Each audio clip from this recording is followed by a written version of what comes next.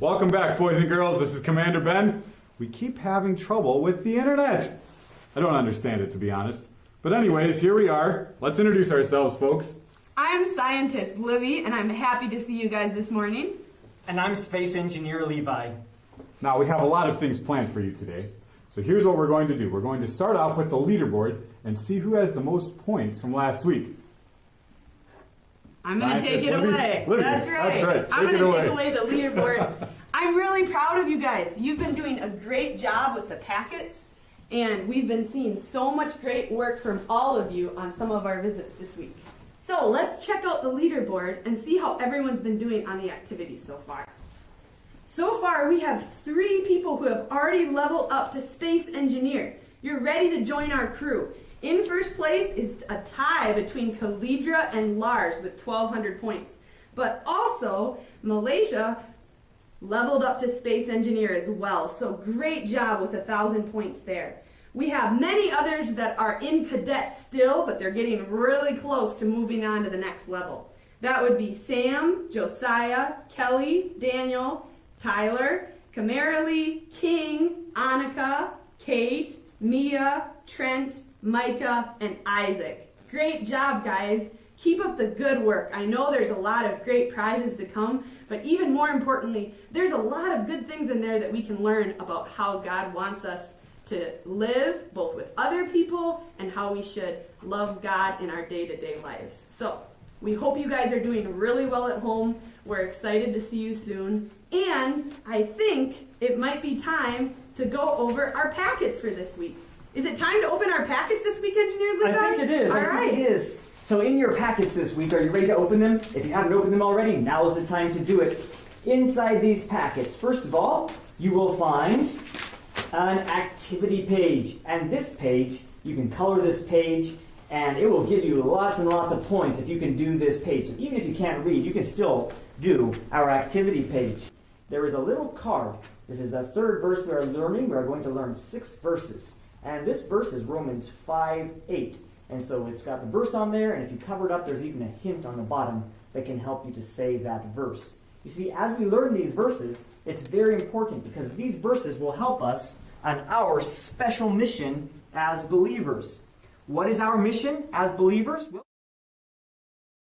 make disciples of all nations by the power of the Spirit. Can you say this with me? We ask, what is our mission as believers? And then with me you say, our mission as believers is to make disciples of all nations by the power of the Spirit. Now, we here on the USS Exodus, we have a special space mission. But as every believer, we have a mission that's even more important, and that is to tell others about Jesus. That's what we mean when we say make disciples of all nations. All right, Engineer Levi. Well, you know what? Did Libby give you that list? I think she did. Okay. It's Well, a list of all the planets that still have some extra special astronaut space ice cream. Excellent news. And I think I have so a calculator. glad. I can calculate this. Well, I said I don't think I need a calculator. There's only one, right? Yeah, it's the planet Evot. Okay. Evot. Good. I think EVOT. Evot. Wonderful. And I think that planet is probably near like the Andromeda Cluster or maybe the Orion System, or maybe it's in the near the planet Zeria or maybe Phlegia. Do you even know where that is, Engineer Levi? No. But I think with my extra special scientific instruments, I can probably get us there within about 1,000,000 miles. Pretty close. Oh, I think we want to get a little closer than 1,000,000 miles. I have a better idea. How about we ask the transmitter and see if it can give us some clear directions? Maybe What we do can you get think about somebody that? on there that will help us. Yes. Maybe so. One second. Let me make sure GPS or it's plugged something. in. I think it's... Oh, it's hold plugged up. in. Oh, it's already working. Wonderful. Now's my chance to trick them all. Hey, whoa! There's an attendant in the transmitter today. Wow. I don't remember seeing her before. Well, Well, we're looking for a map. we're looking for the galactic I coordinates can of the help you planet out. Evot. I can help you out. Oh, look at this. It's a Excellent. map. Great. Well, I don't remember seeing you before. What's your name again? You can call me Beaks. Something seems kind of strange about her, don't you think, Well- Engineer Levi? Yeah, a little bit maybe, but Well, who cares? We she got the gave map. us the map to the planet Ibit. I mean, Excellent. It's a little bit smudged here, but I think I know exactly where this is. My instruments can find this, yes. Wonderful. Here's what we're going to do. We're going to leave Libby here, scientist Libby, and then we're going to go jump in our Explorer spaceship and we're going to find this new planet Eva. Let's go. All right, you mean, Off we go. You mean the basic unarmed shuttle? Yes, right. Well, it seems that they've left me behind to clean up some of this stuff. It's not a very fun job, but I'm going to be a servant and help out around here. But before I get started, I think that Commander Ben just did a really cool interview with someone we know from planet Earth. Want to watch with me? Let's go. Morning, Eric. It's good to have you with us today, all the way from Thailand. How are you doing today? I'm doing well. It's actually the nighttime over here, so it's a big difference in time. That's right. It's opposite of where we are pretty much, right? Cool. So could you tell us a little bit about where you're at, maybe in Thailand? Yeah, I'm in, I guess you'd call it the northern part of Thailand. It's just north of Chiang Mai, if you've heard of that city. So it's kind of where I am right now is almost like the middle of nowhere. There's a few small villages and stuff around, but it's not a huge place. But yeah, I'm at it's not quite an orphanage, but it's similar to an orphanage. So it's a house that basically ministers to kids that are vulnerable or just don't have a place to go. So that would be, they're not technically orphans, but if you think about, like, I know, like, one of the kids was, their parents or one of their parents, I think one of the parents is dead, and the other one is, like, serving a life sentence in prison.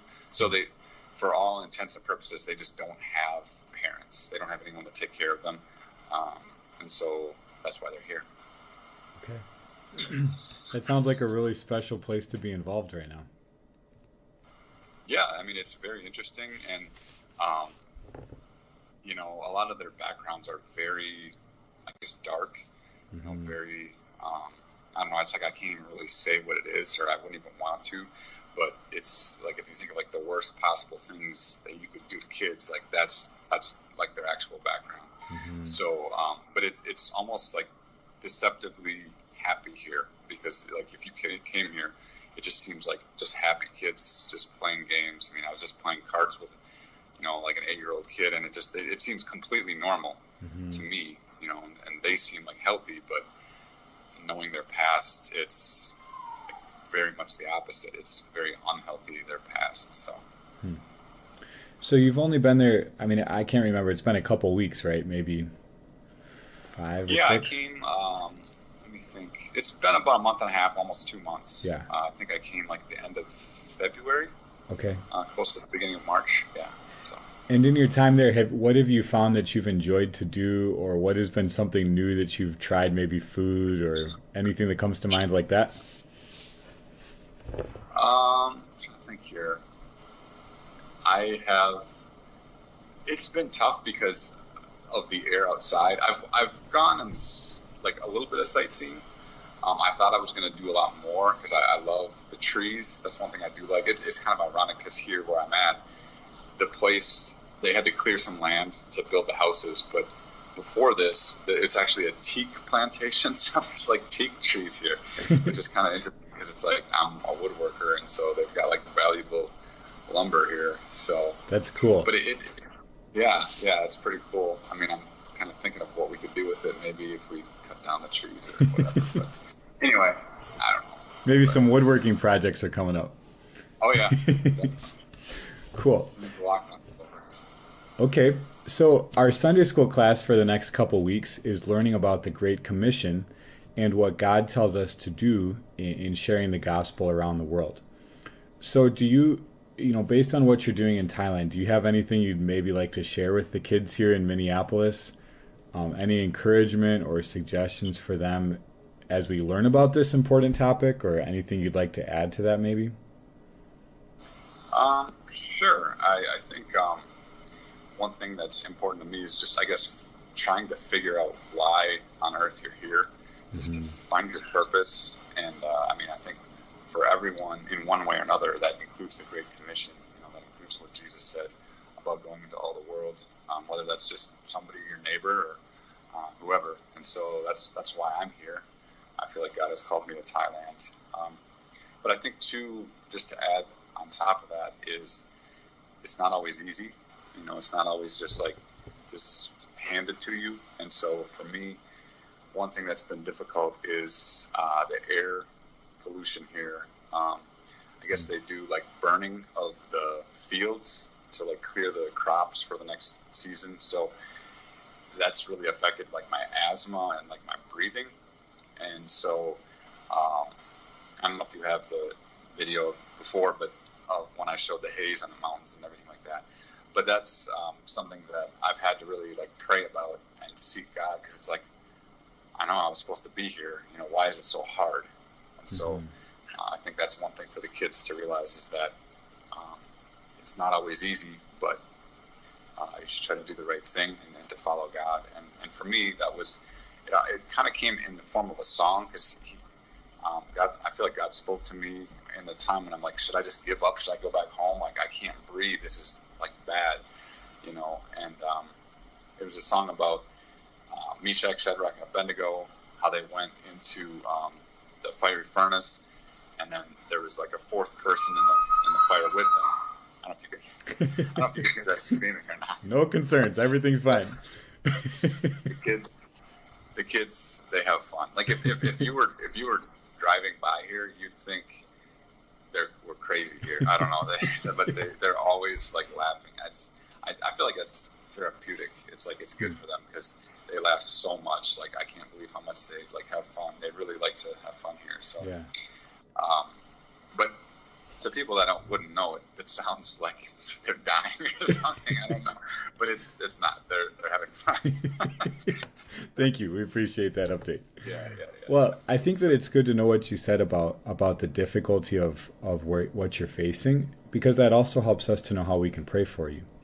So that's an encouraging reminder to not only prepare ourselves, but also to learn how we can pray for those who are currently doing what God has called them to do, like you in Thailand. Well, thank you very much for joining us. We'll be praying for you, and we'll talk to you soon, hopefully. All right. Thank you. Bye. All right, great to hear from you, Eric. Levi, let's get this ship on the road. Roger that, Captain. All right. What did I supposed to say? You're supposed to launch the blasters. The blaster's okay. Ignition. Whoa, no, that's the brakes. Oh.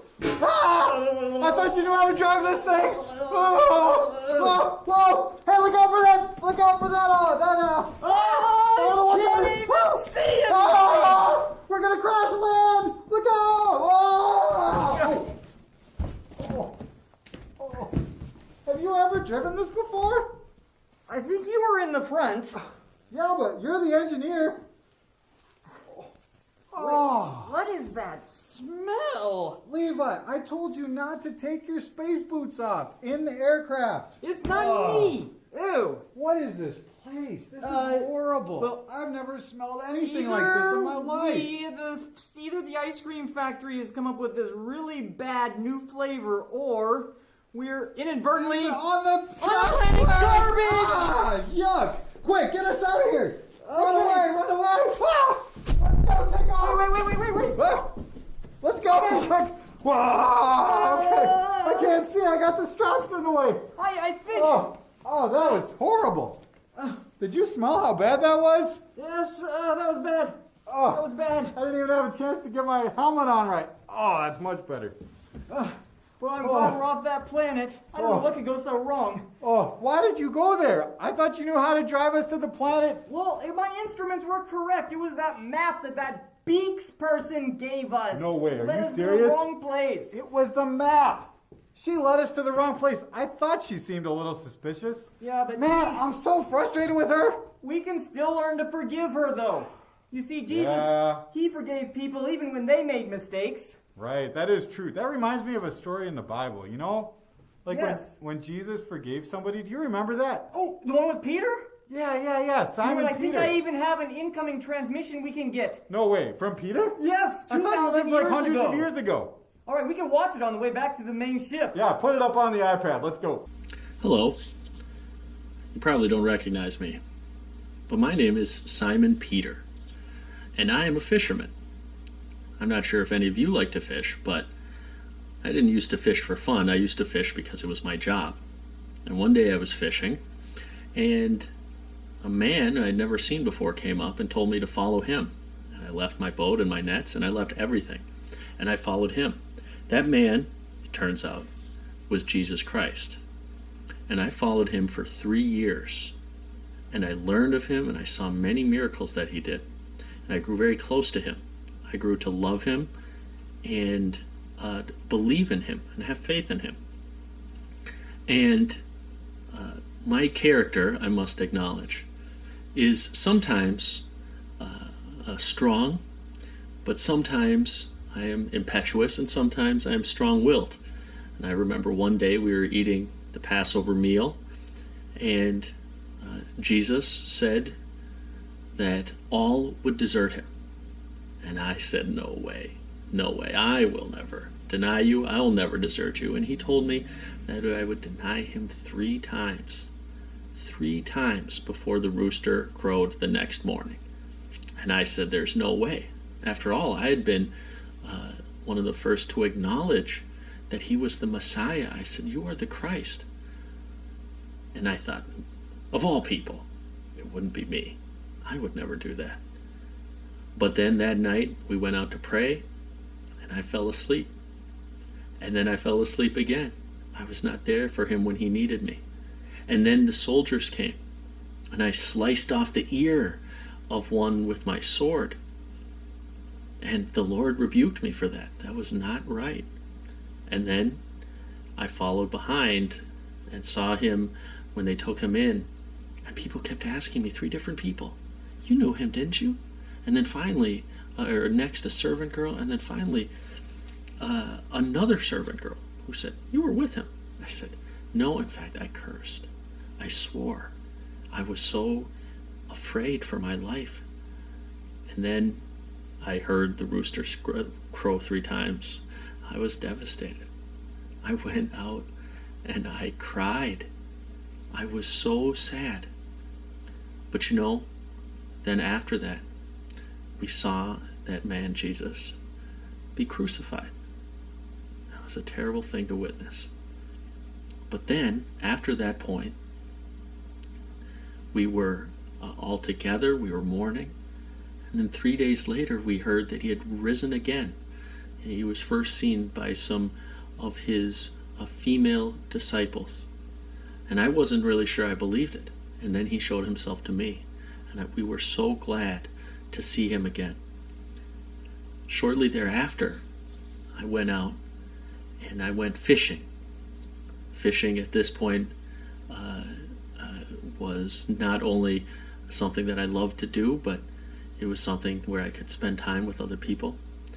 And we had fished all night and not found anything. And we heard somebody from the shore say, cast your nets on the other side.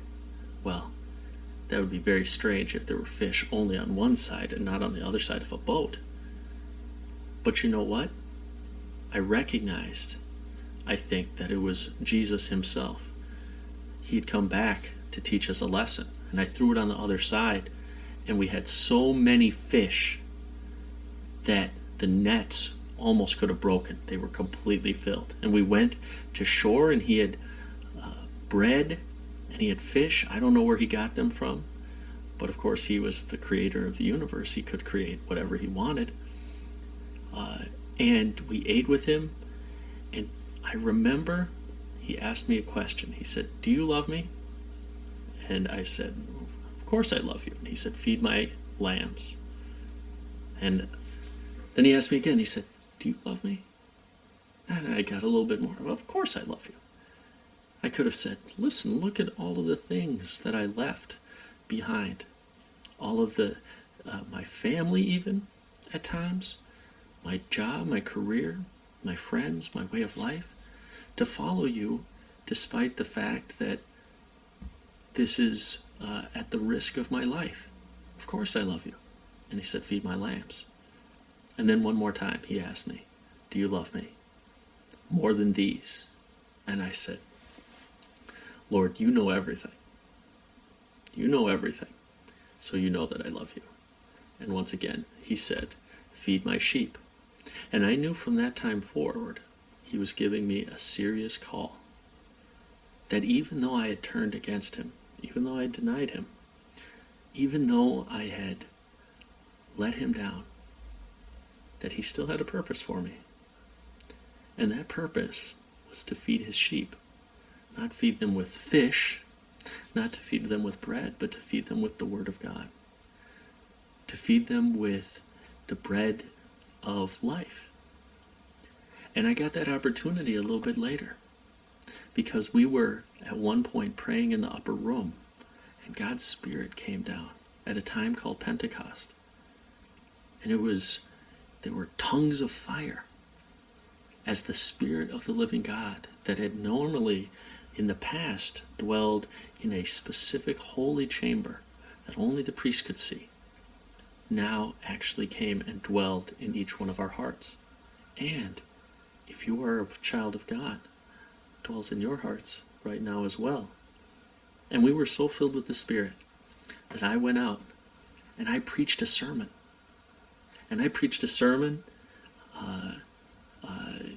I said, listen, don't think I'm drunk.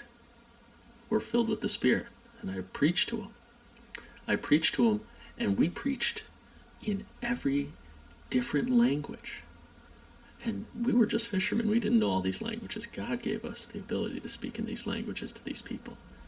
And would you guess how many people turned to the Lord? 3,000. Now what do you think of that? Isn't that a great blessing? You know what? Jesus had said something to me and to all of us, that he was going to make us fishers of men. And he took me and others who were actually fishermen, who actually cast our nets out, who actually attempted to go out and bring fish into the boat, that we would do the same thing for people. We're not fishing them, trying to get people into the boat in order to make merchandise of them. We're trying to save them. He did that in me, even though I did not deserve it. Even though I sinned and fell so many times. I was not a strong character that you would look at and say, what a hero. He picked me, a humble fisherman, to spread his word. Do you know what's interesting? There's no difference between me and any of you. There's no difference. Very different language, very different background, very different in many other circumstances. And yet, we're the same. If you are a child of God, you also have been tasked to be a fisher of men. You've also been tasked to spread the good news. Whether that's preaching to thousands of people, as I did, or speaking to individuals that we come to along the path of our life. Whoever God brings into our path. And you know what? It doesn't matter our background. That is a calling and a commission that he brought to me that one special day when he spoke to me, and that he's bringing to you. And I hope and I pray that you yourselves will take up that mantle that I let down many thousands of years ago. Well, Captain Ben and I, we made it back to the USS Exodus. That was a really good story we heard from Peter. How he really loved Jesus, but he did make some mistakes. There are a couple of things I want to remind you about in this story. You see, when Peter, he thought that he didn't have anything left to do, he thought he had failed, he had made too many mistakes, and that Jesus didn't have any use for him, he tried to just go back to what he always knew. What about you? What do you do with your life? Sometimes we make mistakes, but those mistakes, if we have believed in Jesus, they don't mean that Jesus has nothing to do with us. We should not go back and try to live our own lives the way we always want to live. You see, we have a special mission. Do you remember our mission as believers? Our mission as believers is to make disciples of all nations by the power of the Spirit. Peter, he didn't know what his mission was. He thought that Jesus had died, and even though he had heard and seen Jesus, that he was alive again, Peter thought that he would be useless. So he went back to what he had always known about. And then when he saw Jesus, Jesus had a meal ready for him. And Jesus, he asked Peter 3 times, "Do you love me?" And Peter, each time he said, "You know that I love you." Peter did love Jesus, but that did not mean that he sometimes did not fail Jesus. He had failed Jesus at least 3 times when he said 3 times that he did not even know Jesus. What about you? When people ask you about Jesus, are you willing to tell them that you know Jesus? Or do you try to pretend like you don't know Jesus? What does your life look like? Well, maybe you have never believed in Jesus. You see, Peter, he believed in Jesus and he made mistakes. But if you have never believed in Jesus, that is an even bigger mistake. You see, if you don't believe in Jesus, then you will never get to live with him in his special home called heaven. So, every single one of us, we must trust in what Jesus did, that he died for us and that he came alive again. When we do that, Jesus does something special for us. He forgives all of our sin and he gives us a new life. And that life is for us to live for him, not for ourselves.